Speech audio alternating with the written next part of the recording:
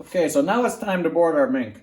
When you're boarding and stretching your mink, there's actually 3 different board sizes to choose from. We got a female mink board, a small mink or small male mink, or standard or small male mink, and then a large male mink board. So we've got a female, so we'll use the female board and put the other 2 aside. Here we have our mink, all nice and clean, properly fleshed. So it's pretty simple, just like anything else. Put the mink on the board and pull it down snug. Make sure the nose is hooked on here and make sure it's centered. The 2 arms should be, even from the edge, or usually for mink they're both on the edge. And it's pretty simple. They've got kind of a symmetry pattern that's the center of their belly. So when I do these mink, you kind of just work it down. There's no real hard stretching. Just get it pulled down here. Now I've got the legs, cut kind of evenly across like we did in the skinning video. So we're going to come to the one corner of the leg and just pin it right on the edge like that. So we're going to find the other corner, end of this leg, and do the same thing. Pin it in the corner, right on the edge. So, that one broke. So pull that pin out. I use this for pulling pins when the tops break off, which happens. That happens to your pins. Will eventually do it too once they stab them in enough boards that are too hard to be stabbed into. And so let's just do that again. Pin that in here.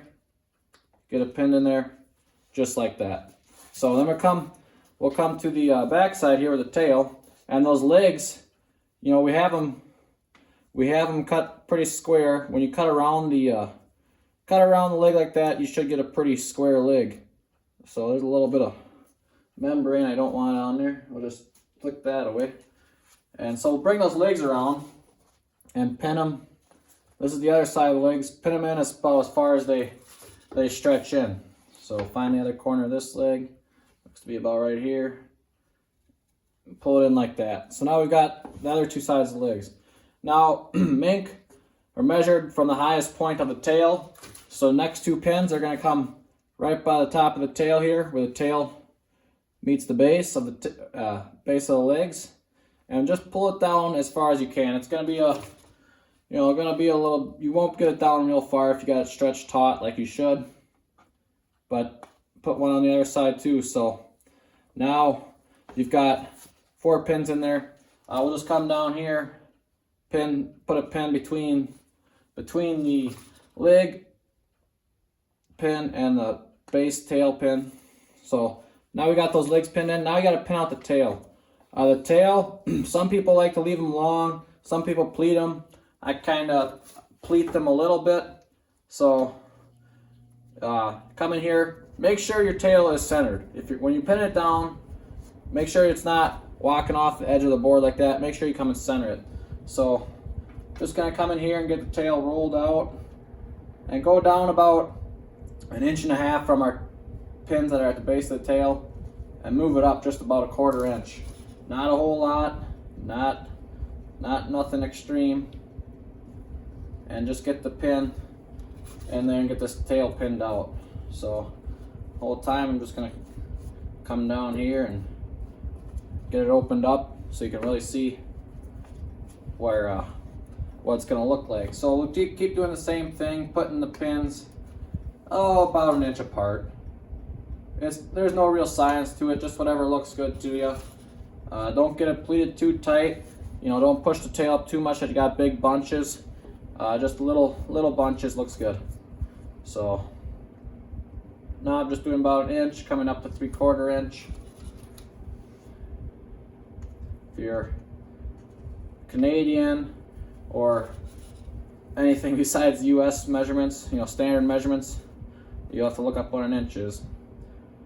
But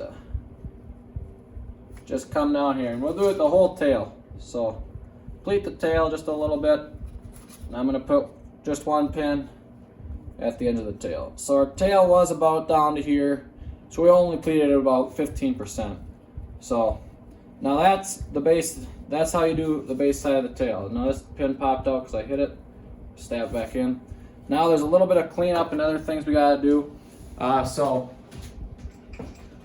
when you're doing the legs, you come on in here, same as the muskrat. We take our wire with tape on it, stick it through the legs, and pull it through.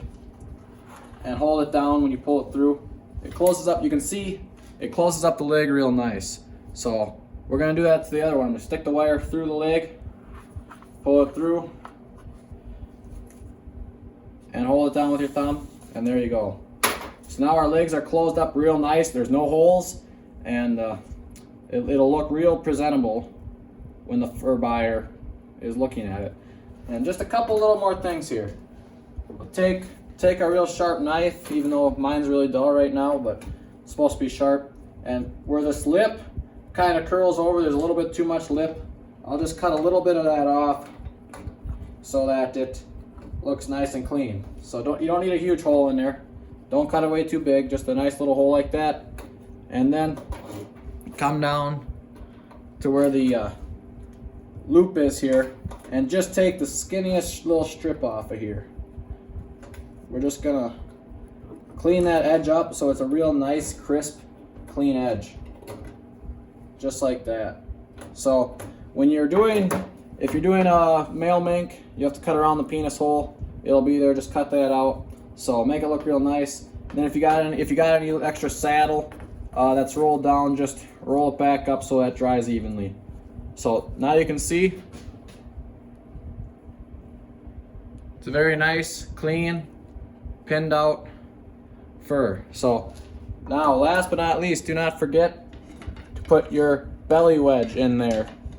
So, you know, I'm using the same rods I use for muskrat boards. Just slide it in, and there you go. That's your done, boarded, stretched mink. Now I'm gonna hang it up. I hang it with the head up, just like my muskrats, I hang with the head up. And we'll let that dry for a few days, and then we'll come back and take it off and store it.